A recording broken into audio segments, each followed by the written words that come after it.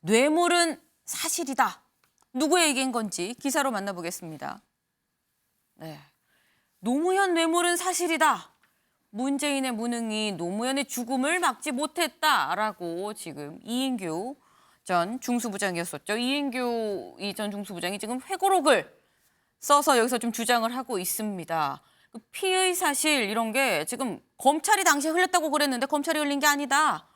노무현 전 대통령이 본인의 뭐 사람 사는 세상 이 홈페이지에 본인이 흘린 거 아니냐. 문재인 전 대통령 얘기도 하고 있죠. 지금 검찰 수사 문제를 지적하는 의견서 한 장을 그 당시에 변호인이었는데 제출한 적이 없다라고 얘기를 했습니다. 다음 기사 좀 이어서 보도록 하겠습니다.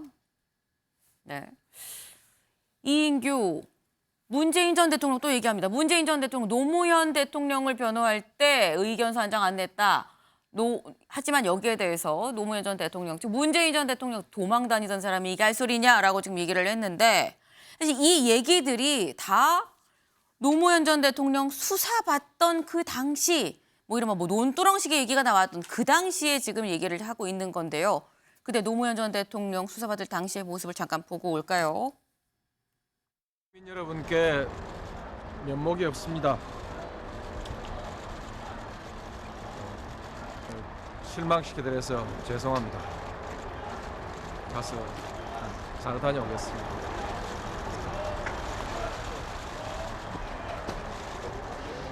왜 국민께 면목 없다고 말씀하십니까?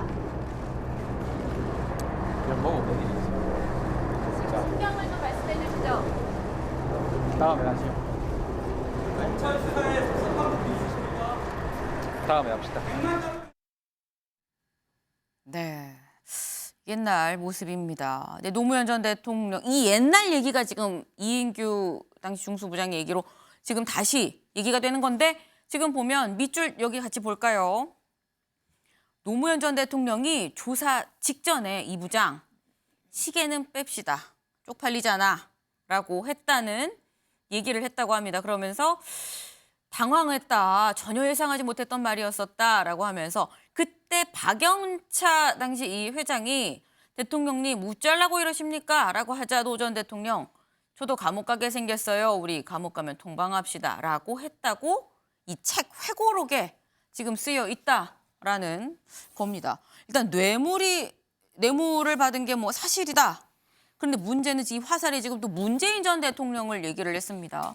근데 여기에 대해서 지금 문재인 전 대통령 측 그리고 이 노무현 전 대통령 측은 반박을 하고 있는데요. 지금 의원들 SNS 좀 같이 보도록 할까요? 네, 윤건영 의원 이건 말할 가치조차 없는 사람이다. 전재수 의원은 그렇게 얘기한 사람이 그동안 왜 도망 다녔냐? 지금 검찰공화국이 와서 지금 도래한 거냐? 다시 복귀를 한 거냐? 이 사람 말 믿을 수가 없다라고 지금 얘기를 하고 있습니다. 장해찬 이사장님. 지금 일단 문재인 전 대통령 얘기가 먼저 일단 나왔습니다. 어떻게 보세요, 이 회고록? 네, 일단 이 사건 자체는 네. 법적으로는 이제 노무현 전 대통령의 사망으로 공소권 없음 처리가 되었기 서거로. 때문에 네. 법적 분쟁이 재점화될 가능성은 상당히 낮다고 봐야겠죠. 그런데 그 당시에 수사를 담당했던 중수부장이 여러 가지 그때 불거졌던 뇌물과 관련된 이 의혹들에 네. 대해서 이야기하면서 증거가 분명히 있었다라고 구체적인 내용을 적시하고 있거든요. 근데 만에 하나 이 내용에 대해서 노무현 전 대통령의 유족분들이 소송을 걸 수도 있어요. 그렇죠.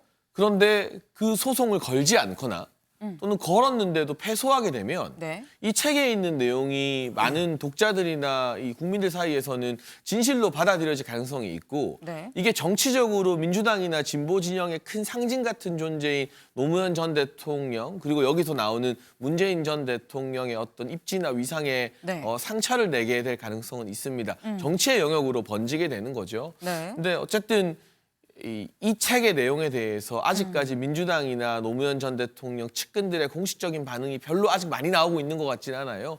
이게 계속해서 정치적 쟁점으로 비화가 될지 아니면 그냥 뭐 이 책 한 번 나고 내용이 화제가 되는 걸로 끝날지는 좀 지켜봐야 될 것 같고요. 한 가지 흥미로운 주장은 네. 노 전 대통령의 뇌물 관련된 혐의나 증거 외에도 그 당시 변호인 역할을 했던 문재인 전 대통령이 변호에 전혀 의혹이 없었다. 적극적이지 않았다. 뭐 검찰 와서 뭐 수사 기록 달라고 하는 등 변호인으로서 기본적으로 해야 될 일도 하지 않았다라는 내용입니다. 네. 그러니까 그 부분이 또 어떤 정치적 쟁점으로 비화될지 지켜보는 것도 이 책이 낳게 될 하나의 논란거리 될 것 같습니다. 네. 이건 김상일 위원님. 이게 지금 말씀처럼 저는요. 이게 만약에 사실이면 네. 굉장히 지금 뭐 노무현 전 대통령, 문재인 전 대통령 모두한테 지금 굉장히 큰 상처, 스크래치가 날 수 있는 부분인 거거든요. 아니 근데 정치적 상처가 날 게 뭐가 있어요. 이제 이미 다 은퇴하신 끝난 일이다. 분들인데. 예? 저는 우리 장해찬 이사장님도 저는 이런 거에 대해서는요. 더 이상 이인규 이분이 이런 얘기 하면 안 된다 이렇게 얘기하시는 게 맞다고 봐요. 왜냐하면 지금 돌아가신 분을 뭐 다시 수사할 거예요? 아니면 그렇게 해서 입증을 할 거예요? 아니잖아요. 근데 이걸 정치적 목적으로 돌아가신 분에 대해서 이렇게 얘기한다? 사람의 도리 자체가 저는 아니라고 봐요. 이거는. 예? 이걸로 무슨 정치적 이익을 보기 위해서 개인적 이익을 보기 위해서 이렇게 지금 이 시기에 도망 다니다 들어와서 이 시기에 이렇게 한다? 저는 좀 사람의 도리로 돌아가라 이런 말씀을 좀 드리고 싶고요. 정치권에서도 이 얘기는 저는 더 하는 거는 좀 맞지 않다고 봅니다. 예. 정치권에서 이 얘기를 좀 하는 게 맞지 않다라고 말씀 주셨습니다. 김종혁 위원님. 그랬으면 좋겠어요. 이게 논란이 더 안 됐으면 좋겠습니다. 그러니까 그 지금 이제 오랜만에 화면을 봤는데 네. 검찰 출두하면서 국민께 면목 없다, 죄송하다 이렇게 얘기를 했잖아요. 네. 어떻게 보면 노무현 전 대통령 굉장히 솔직한 분이었어요. 그리고 본인이 잘못한 부분들을 다 시인할 수 있는 사람이었고 지금 돌아가는 정치 형상과는 아주 다른 그런 모습이죠. 그런데 지금 뭐 그 하나하나 따진다면 뭐 이인규 전 중수부장이었죠. 그분께서 그 지금 저렇게 밝힘으로 해서 그게 무슨 도움이 될까 뭐 그런 생각은 듭니다. 그런데 한 가지 분명한 거는 네. 그때 사실관계 그러니까 박연차 씨로부터 무슨 금전 거래가 있었고 시계가 오고 갔다는 것은 뭐 사실로 사실인 걸로 돼 있는데 근데 거기에서 이제 그 돌아가셨기 때문에 그분에 대해서 이제 기소가 중지됐고 모든 게 끝난 거잖아요. 그러니까 그냥 덮어놓고 어떻게 하겠습니까? 이제 끝난 거를. 그래서 다시 또 이걸로 그냥 정치적인 공방이 오가는 것들 이런 것들은 별로 바람직해 보이지는 않습니다. 근데 그 궁금한 점이 이런 겁니다.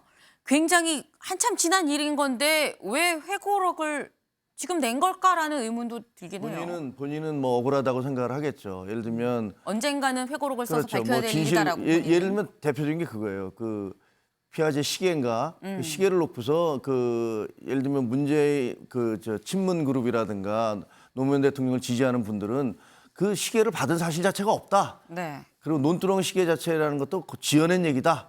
뭐 이런 얘기로 공격을 많이 하셨거든요. 그리고 그러니까 이제 저분의 입장에서는 아니 그건 사실관계는 분명한 거고 그 다음에 그 해석 그 부분은 또 다른 건데 왜 사실관계까지를 이렇게 다른 식으로 몰고 가느냐라는 그런 억울함 같은 게 있을 수도 있으나 글쎄 수사검사가 자신이 수사했던 그런 모든 부분들을 다 피의자가 했던 얘기라든가 이런 것들을 다 책으로 공개하는 것들이 네. 그게 과연 옳을지는 잘 모르겠습니다. 네. 지금 이 얘기가 어떻게 뭐 화라산이 돼서 다시 한번 또 뭔가 정치권에서 좀 논란이 되는 거는 좀 부적절한 거 아니겠느냐라는 또 말씀들을 또 주시기도 했네요.